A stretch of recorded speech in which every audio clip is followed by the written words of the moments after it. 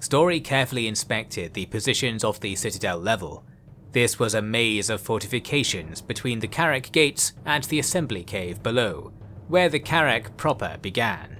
It had been modified extensively in recent weeks, to the extent that just about every bit of wall had both a firing port and a wired-up blasting charge, ready to frustrate victorious assailants. High towers linked by bridges gave ideal views of the path through the maze. Snipers and grenadiers waited there to intervene from above. The final setup was conducted to the music of banging and scraping from the ramp up to the gateway lobby. The Chaos troops were slowly dragging away the rubble of the initial defensive lineup there, or smashing it apart. "Why are those rune lights so dark?" Story demanded to know. "Must be the magic. The lights are getting a little timid," an engineer reported. "Do whatever you can. Darkness helps them more than us." "We've still some warp fire torches, Thane." "No, you don't. We're not to touch those things, or any such chaotic sorcery. Didn't you hear about Eye of the Panther? And the dark powder? As far as I know, that's a whole different kind of evil, one so backed into a corner it might just kill our enemies for us to stay alive." "I think the boys will find that convincing enough." "Yes, spare your remarks. Just..." Story was interrupted by sharpshooters on the first redoubts beginning to fire. Chaos bodies were starting to push through the gaps in the rubble. "Good luck, engineer," Story said quickly. "Aye, thanks, and I'll be with you soon, my king," the engineer said to his repeating rifle. The assault was slow going thanks to those sharpshooters keeping the new breaches clogged with corpses. It was almost too easy. After perhaps 100 sappers were killed in such a way, no more tried to push through. Stomachs sank. Reason was the last weapon Chaos were yet to employ, and the Dawi were relying on its absence. The pause ended violently. Pieces of rubble were barged aside by a charging mammoth of gigantic size, more gigantic than usual, that is. Its whole body was encased in steel armor, decorated with charms and war paint. It ran forwards, ignoring the cartridge charges thwacking away at it on the ground. Shots were fired, but that metal armor was too thick or too angled to break. The mammoth rammed into the first wall, pushing the stonework apart and launching defenders with deadly force. Then it turned and ran again, carrying on through the zigzagging route of least resistance through the defences, intended to channel Chaos into a series of kill zones. It was attracting bullets and bombs from all directions, including above, all in vain. It crashed over traps and barricades, and whipped dwarfs from nearby ramparts with its steely trunk. It would have been stopped by the narrow parts of the passage into the Karak, once sealed with 20 meters of stone and armies of vault doors. These, though, had been quickly removed in recent weeks to provide a clear and spacious route from the assembly caves below to the surface above. Why? Kazran's request. And so the mammoth was free to wreak havoc, while the dwarves were busy firing upon the Chaos troops now pouring through the breach it had left. Story was running after the mammoth, leaping between battlements to keep up. Even if he got to the thing, his axe, while sharp, was too small to traverse its armor. But of course, dwarves were known for cutting through miles of rock. "Thane, we'll deal with it," a dwarf called to Story. It was an Atalan captain, backed by a squad of grubby miners wrapped with ropes. "Just give me an opening, you hear?" Story said. "Yes, Thane. Let's get us some prime steel, brothers." With a cheer, the band started leaping after the mammoth as well. They caught up while the beast was busy toppling redoubts and gutting towers here and there. Then, skillfully bolting their ropes to walkways and windows, they swung towards the mammoth with picks raised. Some got it just right and cut themselves from the ropes to fall onto the body of the beast. They scrambled over the top, too small to give the mammoth any notice of their presence. A team nailed themselves in place above the mammoth's head, then got to work. Their picks pried the joins in the steel armor. It was only Norsey armoring, quite pure and gently enchanted, but not pieced together with any finesse. Meanwhile, they had to brace themselves again and again as the mammoth drove itself into any barrier that caught its eye. It was now growing tired, and remained mostly in one spot deep in the defences, where at least no troops were around to fall victim to it. More dwarves managed to cast themselves onto the mammoth's back and join the work team. "It's an old and wise capricious thing, banks of stone in deserts ring. Tame it, no, don't think we can, we're humbled before Atalan," they sang as they worked. Metal bent and stinking hair was exposed. Story removed his armour and took to the ropes himself. He pushed himself off a tower and swept down to the side of the mammoth, jamming his axe into the armour and hanging on. "You want to do the honours, Thane?" a voice called down from above. "I think you'll like it. Got something special to try," Story said, trying to maintain his cool. A line came down to drag him up the mammoth's back. Then he joined the miners at the breach above the skull. Story brandished his axe in one hand and took up a candle from a lantern in the other. "Thick skin, thick skull. But there's a blasting solution for everything," Story said. His axe had some mechanism attached to the rear of the head, with fuses trailing from it. The miners rubbed their hands in anticipation. Story took the candle to the fuses, counted with faint nods, then reeled the axe down onto the exposed patch of mammoth. As the blade began to part flesh, the device on the back burst with a long tail of blue fire. The axe was taken from Story's recoiling hand and buried itself through a foot of bone below. The mammoth raised its head and span around, as if trying to see something behind it, then slumped to the ground with a long breath. The dwarves clinging on waited a moment to make sure it wasn't going to rise, then let out a cheer. "That was a nice axe though. We'll see if we can mine it back out for you," a dwarf said. "And let it never be said again that there's anything you can't mine," Story replied with a grin. The workers began trying to quickly repair some of the key points in the defences, while Story raced to the point of contact towards the front. The route up to the gate was now fully clear, so the influx of chaos was limited only by the width of said gate, and the weight of the fire the Dawi were able to drop on them. Various gaps in the walls had forced many positions to be abandoned, meaning the planned overlapping fields of fire were not in operation. Still, Chaos was dazzled by attacks from all around, suffering greatly, and prepared blasting charges were wired up at all major points. Whenever enemies breached a bunker, it was collapsed upon them or filled with incendiary fire, sometimes at the command of the Dawi trapped inside. Manticores and harpies came through to try and access the walkways above the battle. However, there were hanging chains with curved barbs all over the place, especially near the entrance, and these obstacles tore into flesh mercilessly. Dead creatures fell into the formations below, and the rest fled out to the skies in panic. Indeed, a carrick was always going to protect against flying foes, if nothing else. Chaos had plenty more to try, though. As infantry began to clear away cannon emplacements around the entrance, trolls and giants could step forwards and apply their sheer brute strength to the defences, or lay down ramps and ladders to bypass danger zones. They were priority targets for snipers and grenadiers above, so this was no surefire strategy. Gradually though, the defences were conceded, as per the plan. The dwarves could fall back to the next layer of positions and detonate hidden charges to completely level their old spots.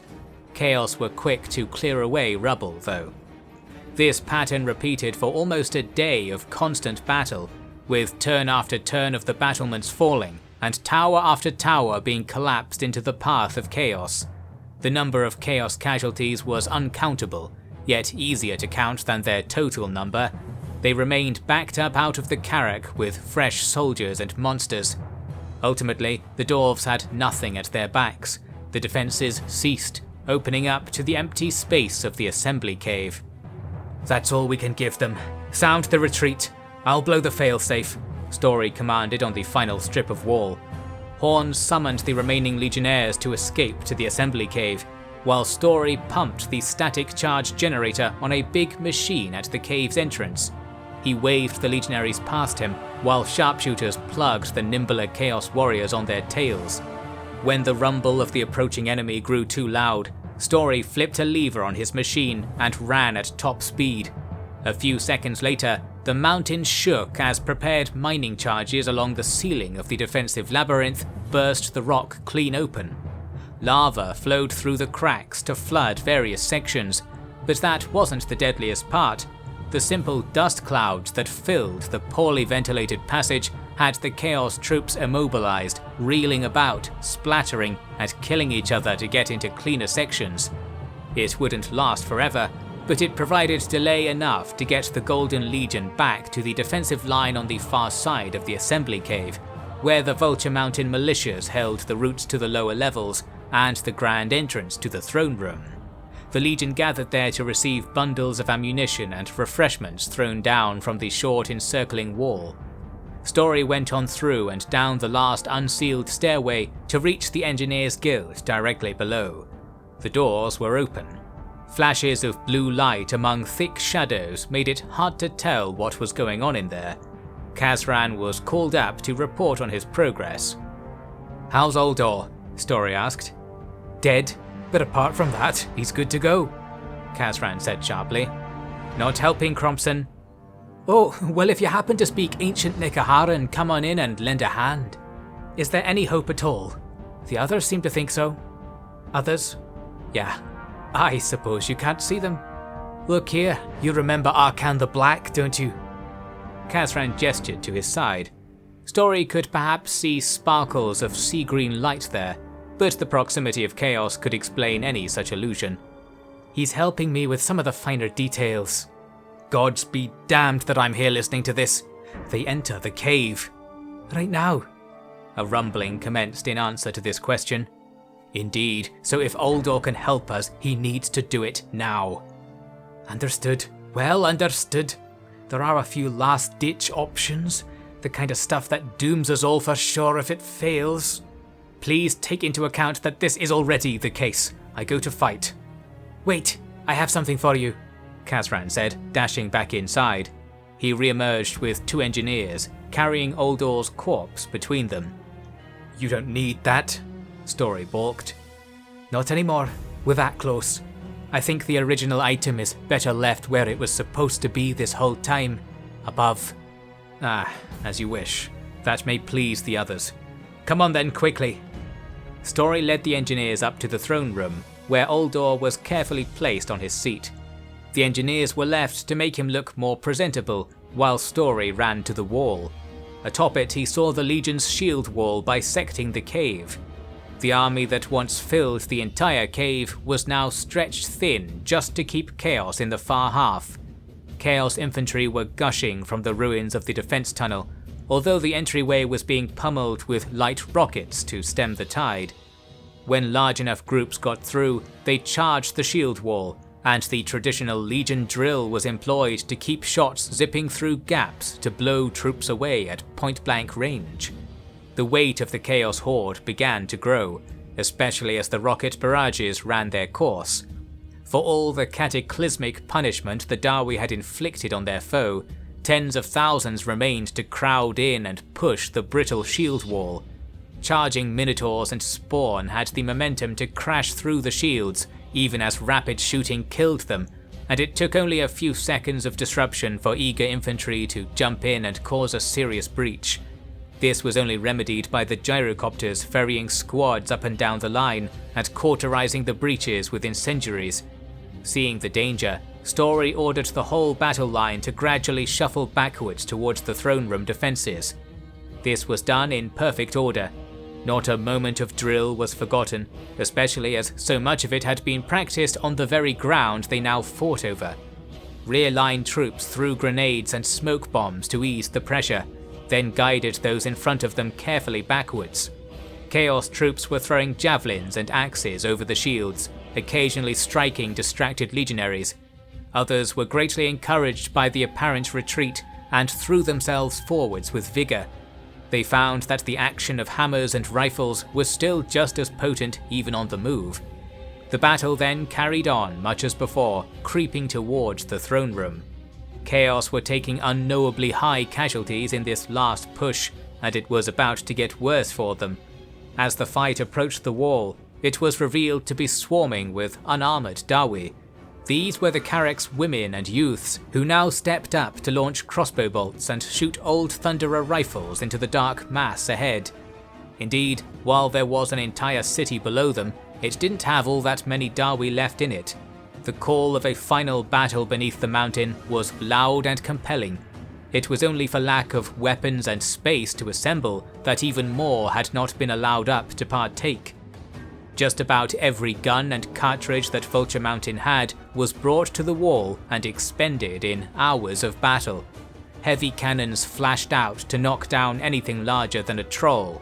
The destruction of rune lights rendered the far side of the cave now almost completely dark, save for one spot. The glowing fires of chaos illuminated Arkhan, who stood completely still and observed the brawl, the fluorescing blades of his champions striping his flanks. He must have been unconcerned with the number of losses his army was seeing. While no number could ever be reckoned, one measure of the destruction was the blood pooling in the cave. It lapped against the walls and splashed at the knees of the shrinking Dawi formation. The legionaries had formed an arc around the main gate towards the throne room, their numbers no longer sufficient to reach the edges of the cave. Story was right behind the line, leading a squad to slay enemies who vaulted the shields or plug gaps when monsters tackled sections to the slippery ground. The fighting was quieter now, not just for its reduced number of participants, but for the depletion of gunpowder. The women and youths fled to the throne room, warning that ladders were being brought to the walls. Only a few hundred legionnaires remained, their backs to the gates. Chaos would likely be on the other side of them soon. Seeing this, Story pushed them open himself and commanded that all retreat to the throne room. This was a strong position, with a narrow bridge leading to heavy doors, and no other entrances reachable without extensive removal of the stone blockades that plugged most routes to anywhere in the Karak. Once the army was through the gate, a few Longbeards held their shields at the threshold and bid the rest flee quickly. All knew what they meant to do, and shared a moment's hesitation. Then they were away, and as soon as they were clear, the struggling Longbeards were consumed in a flash of dark powder, collapsing the gate. This bought perhaps a minute, long enough for the remaining defenders to get themselves behind the sealed throne room doors. Inside, one couldn't even hear the Chaos army screeching and cheering outside. Wounded Dawi from the preceding fight lay around the back of the room, now struggling to prop themselves up and point rifles towards the doors. The women and youths had torn decorative and ceremonial weapons from the walls to complete a rough shield wall around the throne. Story organized the legionnaires in front of them, then gripped a pipe on the wall. "Kazran, fight's about over! Pull every lever you have, right now!" he demanded into it. Below, this voice echoed in the Engineers' Guild, audible only just over the whooshing of magical winds careening around the hall. "Ah, right. Sorry, Arkhan," Kazran said, throwing away makeshift wands from each hand. "We couldn't do it your way. Can always try the old-fashioned solution to a sticky problem, though. Bring them up." On Kazran's orders, explosives were strapped to soul stones, big and small, lying all around the room. Above, the throne room doors began to glow. The heat radiating off them choked the room. All inside prepared to make their final mark on the mortal realm. The doors began to soften and sag, then were ripped from their frame with a burst of chaos plasma. The impact seemed heightened by explosions from below. Story was calling into the pipes again, not knowing if Kazran was even still there. The smoke in the doorway thinned away to reveal Arkhan himself, champions in close orbit. He entered quickly and locked his burning gaze onto the throne. Aldor's body lay there, dressed in the noble armors of the ancient dwarves. Seeing none of the growling Dawi in his way, he stepped forwards. Then Aldor sat up. The ceiling swept towards him, then broke painlessly over his head. He found himself looking into the throne room, face to face with a certain Arkhan the Ever-Chosen. "Magic!" Arkhan wheezed. He was looking at a statue of Aldor Greybeard, the beard truly grey by way of its stone construction. Yet this statue's eyes scanned the room from below his iron and gold helmet, and his chiselled nose twitched when wisps of smoke were sucked in. There was the sound of wild cheering from the floor below. Amid the rubble down there, Kazran was clambering towards Aldor's humming mechanical legs. "My king, your face has flamethrowers on it," he called up. "Oh, how do I shoot them?" Aldor asked calmly, his mouth still but his voice booming from all directions. "Not really sure, sorry. Maybe just think about it really hard." Immediately, 2 jets of fire shot from pipes at Aldor's temples. With a mere turn of his head, he covered the chaos-infested end of the hall in adhesive flames. The dwarves around the throne cheered and charged. Arkhan was pulled back out of the room by his attentive champions, several of whom perished in the hail of gunfire chasing them. "Can you climb up there? Chaos made it to the assembly cave," Kazran shouted. "One thing at a time. This is all a little new, Crompson," Aldor grumbled. He managed to get to grips with his arms and shuffled his legs back and forth with a horrid screech. He found that his head could do a complete rotation.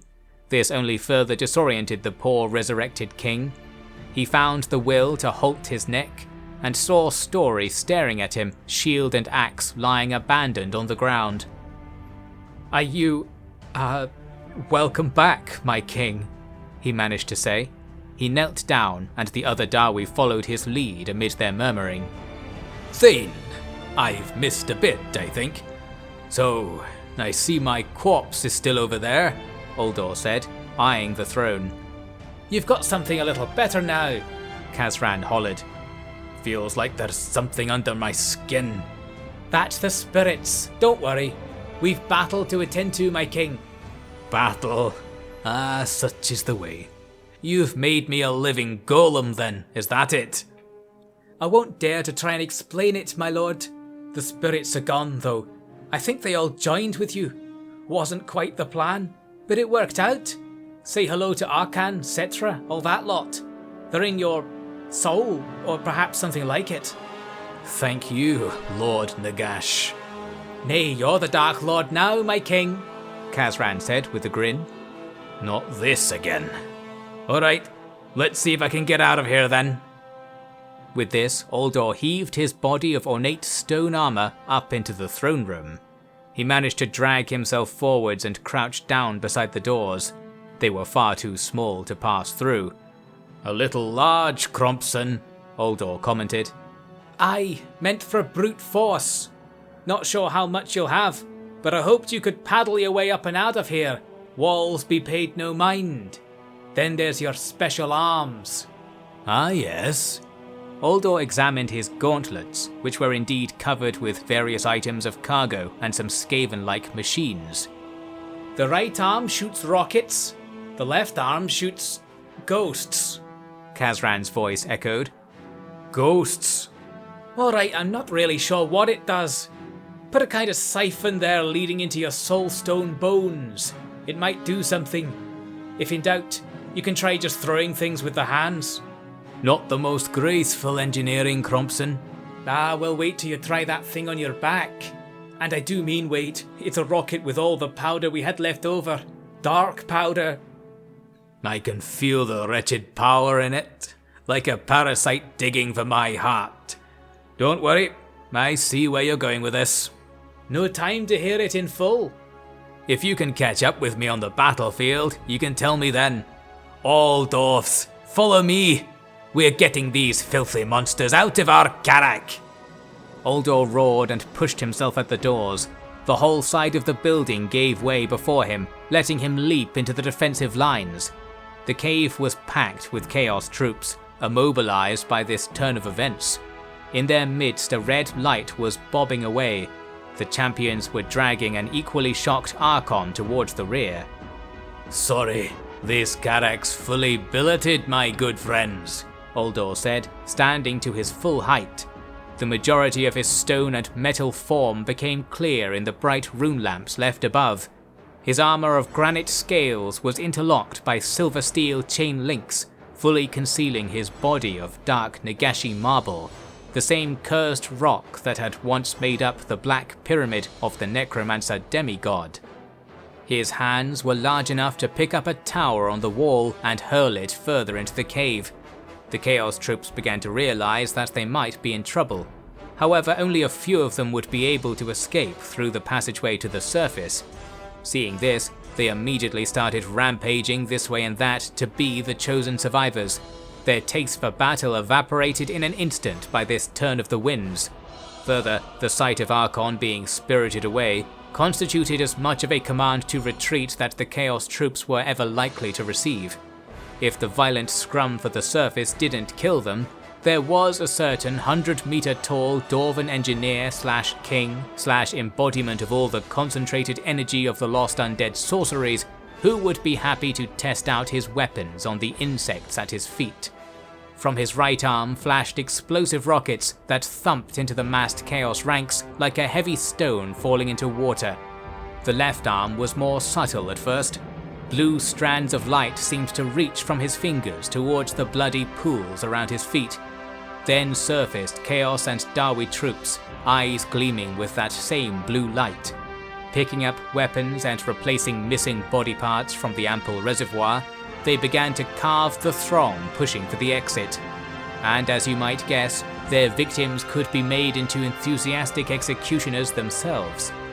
Thus Aldor swept forward, rising thralls at his feet, blasting apart companies of troops in the distance and shooting beams of flame at those closer by. He was forced to a crouch by the declining cave roof as he raced for the exit.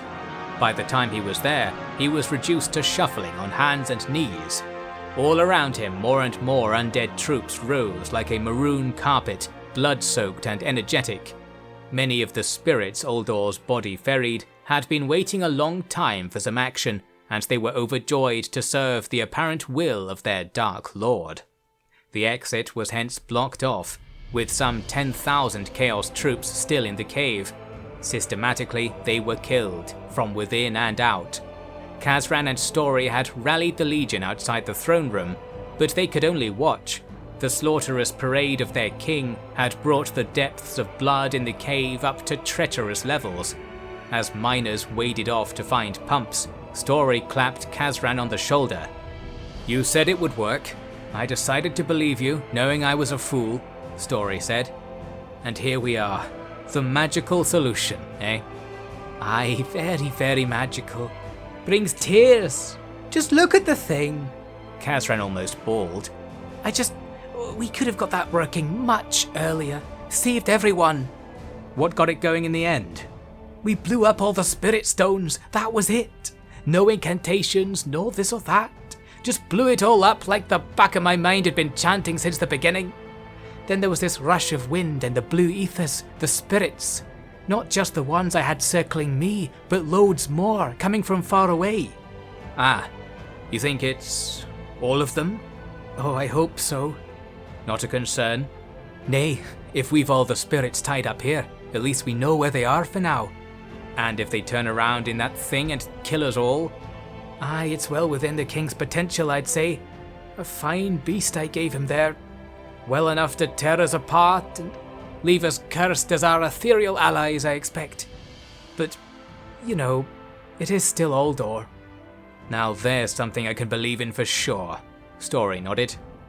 "Should have blown it up from the start. Always check the explosive options first. Any old dwarf could have beaten me to it. The poor lads." While Story consoled Kazran and kept the rest of the survivors steady, Aldor's work carried on apace. Reduced to crawling on his stomach, he wriggled his way through the ruins of the defensive passage to the surface. At last, the widening of said passage paid its long-awaited dividends.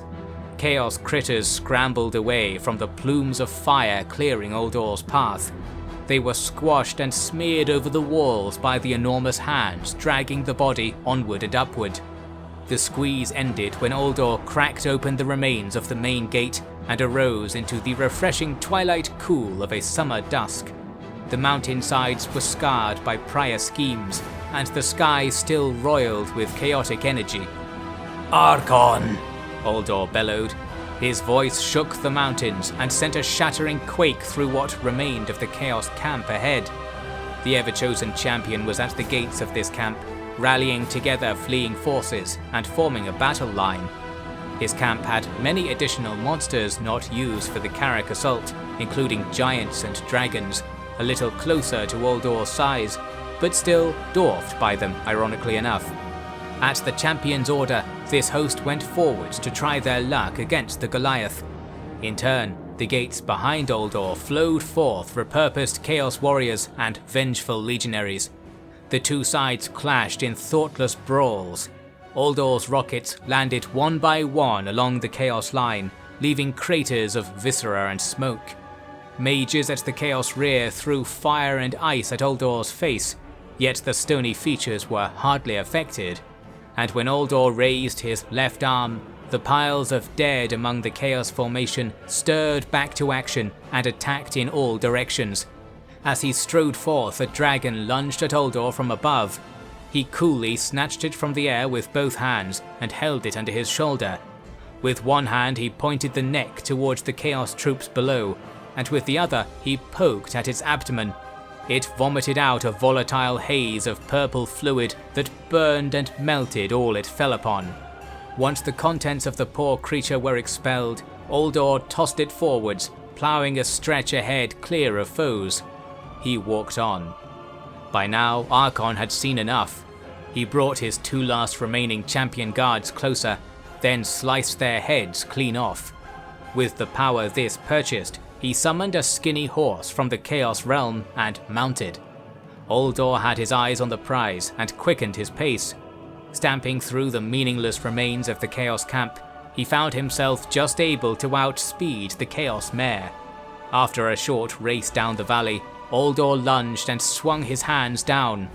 Arkhan span in his saddle and sliced with his longsword. The realm-tearing blade cut Stone Fingers clean from their hand and stopped Aldor getting a hold of him. The blunt impact toppled the horse though, bowling Arkhan away with it. Arkhan rolled to his feet and in the same motion launched a glittering blade beam up into Aldor's chest. The red bolt cut away part of his armor and cracked the stone behind it. For Arkhan this was a promising start, yet before he could attack again, he was launched into the air by the detonation of a rocket behind him. The hand swung again, snatching the champion in flight. The longsword fell away, and Arkhan was squeezed still, helpless. "Sorry, but it all comes to an end, sooner or later," Aldor said. "Knew it all along. Death's never far away, even for you. Chaos gods would have drained you like a keg once you finished us off.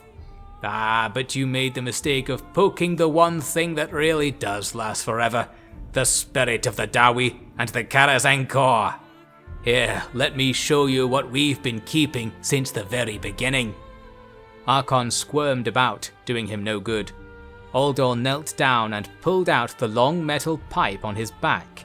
It was rounded at one end and open at the other, with fins dotted along its body. Even a Chaos Luddite could recognize a rocket by now. Aldor used the chains that had attached this weapon to his back to now fix Arkhan in place on the side of it. Arkhan complained and blurted out appeals to the Chaos gods.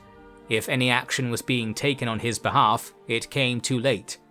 Aldor held the rocket out and aimed the flamethrowers astride his head. Then, with a short burst, the rocket's tail roared to life.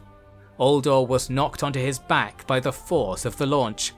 The sudden flight would half tear most beings apart, but Champion Arkhan could take the G-forces. He saw the Atalan Valley fall away from him. He saw the fraction of his army that still lived, fleeing from the reanimated fraction once thought dead.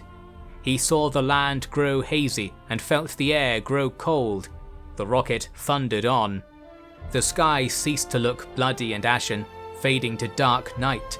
Quickly the clouds were below him. He saw Araby and the lands beyond, the still burning wound of Skavenblight, and the burnt black fields that once supported the mortal realms of the old world. Around all this, he saw the cosmic void, appearing unwelcoming and devoid of spirit. The air around him ceased to feel cold. he felt nothing around him at all anymore. "And it's all mine now," Aldor said, looking up at the distant light of the rocket. With a thought, he bid the affair be ended. The rocket detonated with the force of all the dark magic in history compressed to a single point.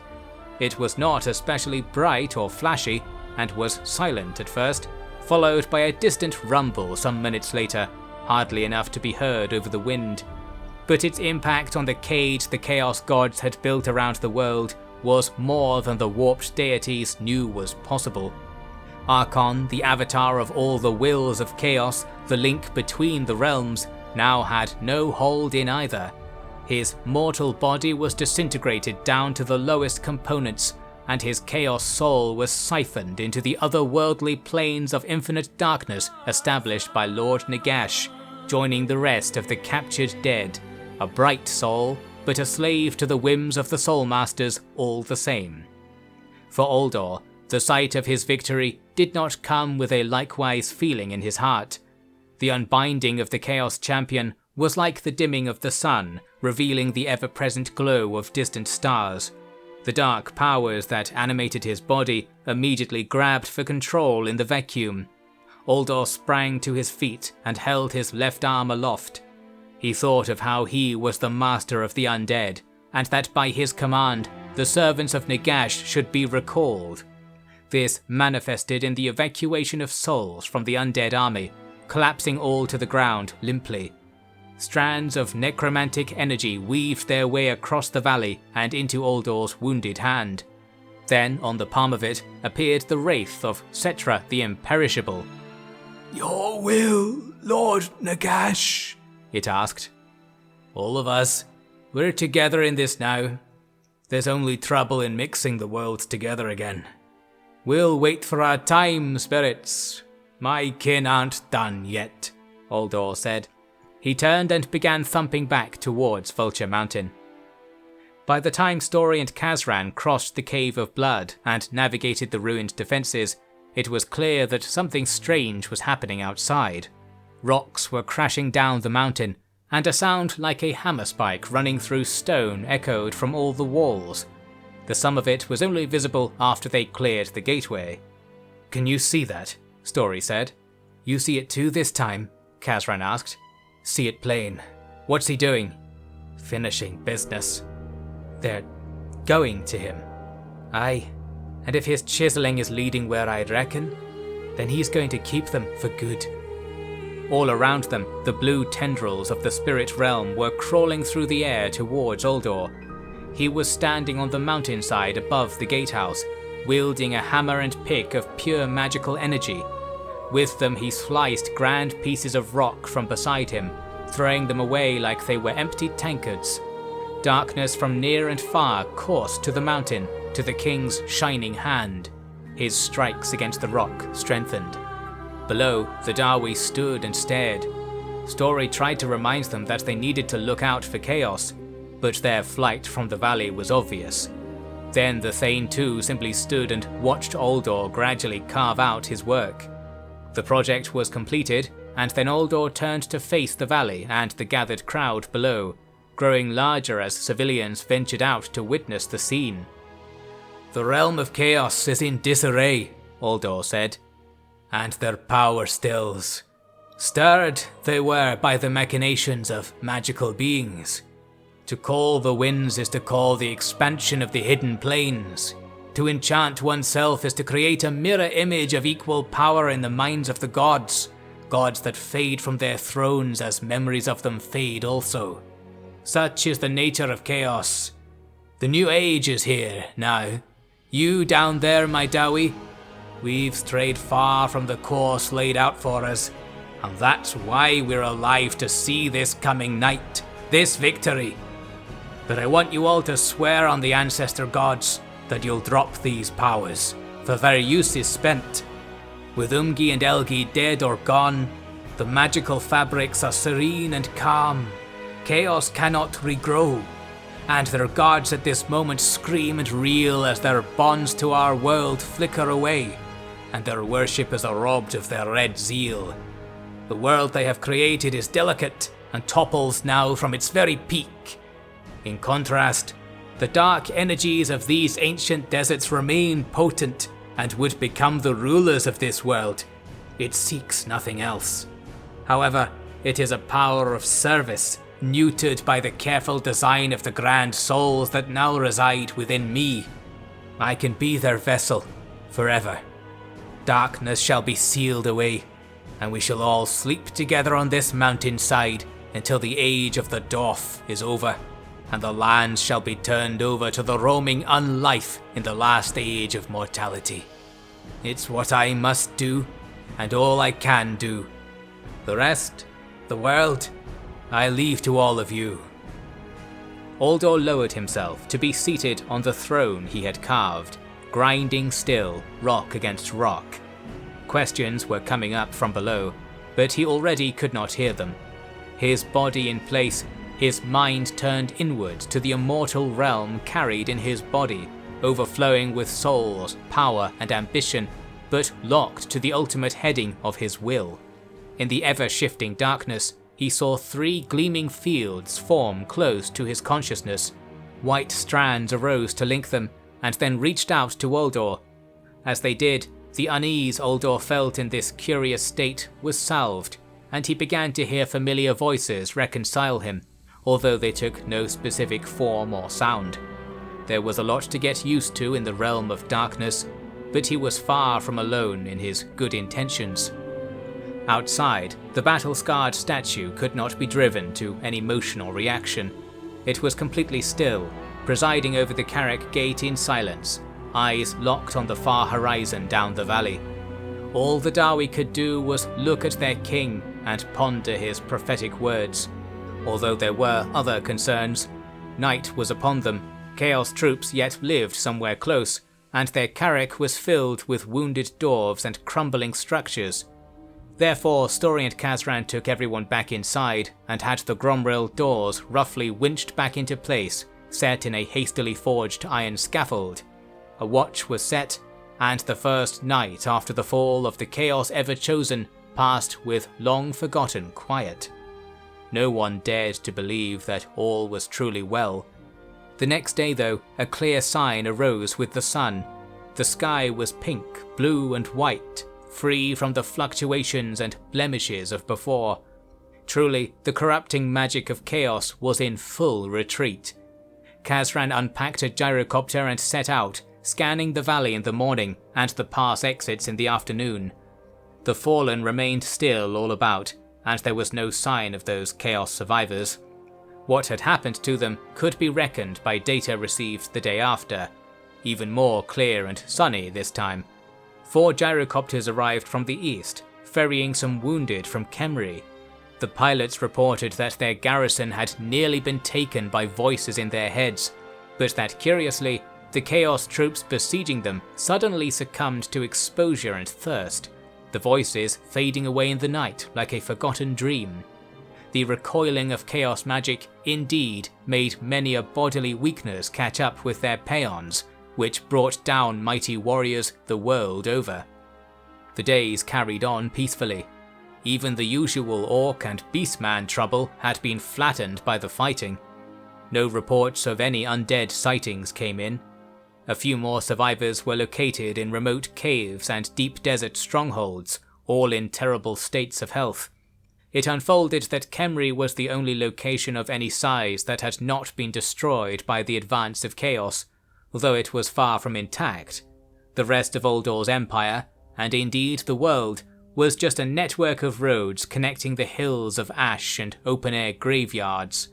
The work that lay ahead of a few thousand surviving Dawi and Umgi was immense. Even Eye of the Panther Karak promised a lifetime of work to restore. Perhaps some dwarven ingenuity could shave it down to half a lifetime. Another week went by which time the Vulture Mountain Assembly Cave had been scrubbed of blood and the throne room resealed and refloored. No sign of chaos or anything else out there in the world. The time came for some punctuating ceremonies. A large fire, fueled by the ruins of the Chaos Camp, burned in the valley below Aldor's immovable gaze. The fallen of the many battles were offered into the blaze, including corpses grimly recovered from across Araby. The humans emerged into the daylight for the first time in weeks, joyous that their world remained, saddened by the thousands of their kin from Martak being cremated. These humans shared no common polity or goal before, yet would have to now. Moreover, they would have to share cause and creed with the Dawi if either race hoped to approach the infinite task that lay ahead. Thoughts of such a future brought an outstanding question up to the forefront, the matter of who should rule this last seed of life. Aldor, king by some accounts, had no heirs or family to speak of, and had never approached the topic of succession even in jest. The Atalan natives were quite used to not having such a thing as a king, although their thanes were not so different to the petty kings of other remote dwarven Karaks in the prior age. Those under Aldor's sway were inclined towards the tradition of the old Karak Engineers Guild, to have their members appoint their leader from amongst their most esteemed ranks. Rest assured that a great deal of quarrelling was had between adherents of these and other ideas. There were two particular Dawi that didn't partake in this debate, though, and instead oversaw the entombing of Aldor's real body in a crypt carved behind the throne of his final form. Hard to know what inscription to make, Story said. Just an engineer of a lost guild, or king of all the dwarves in the world? Not like we lack for space. We've a mountainside to write the whole story start to finish. People can decide what they want from there, Kazran said. I suppose this would make an important tale. Better to trust it to stone than alehouse chat, especially if Aldor is really not going to tell it himself. He's away now. He's probably doing us great service even still, inside there. But you should see the trouble his departure is causing below. He was linking all the various groups we hail from together. There's trouble afoot if grumbling grows over this. Ah, well, it's all yours if you want it. That's not what I meant. I'm serious. Solves one issue right off the bat. All the foreigners like me know you. The refugees are indebted to you. If you asked nicely, you'd be crowned tomorrow. The same description fits you perfectly. I inherited my power, and I haven't had much success with it. I'm not interested in riding Aldor's beard to glories I'm hardly apportioned. Oh no, that's a really good and kingly thing to say and all. I think I might have to force you. And how will you do that? I'll sit on the throne with you, keep you in place. Ah, so now the nature of your ambition reveals itself. Don't start. Let's just keep everything under control for a little bit, aye? Aldor would have asked us to do it even if he were still here. You're sure of that? Aye, sure as anything. He didn't want to rule this place in peace. He's a problem solver. Job's done here. He'll want to be out there making diagrams and rebuilding 10 times better than anything that was before. True of you, too? I can feel the pull, no doubt. But there are more modest projects at home to work on. First great build, making you, Thane, into a Thane and a half with beard enough to stop a quarrel with a single look. I don't want to be turned into a giant golem, if that's what you're getting at. No promises. I'm only a mere engineer after all, not a god. Oh, but I doubt the inscription here will tell it that way. Fine. Let's see if we can reel this lifeboat in and get to work. Goodbye, Aldor. He'll be back, in the end, Kazran asserted with a confident nod. He was correct, mostly by accident, but that's no concern of the present moment. The pair's bid to lead the Karak in tandem was taken well enough. After all, they remained the foremost living heroes of the End Times Wars. Together they directed the many strands of life Vulture Mountain held to begin the mighty adventure of the New Age.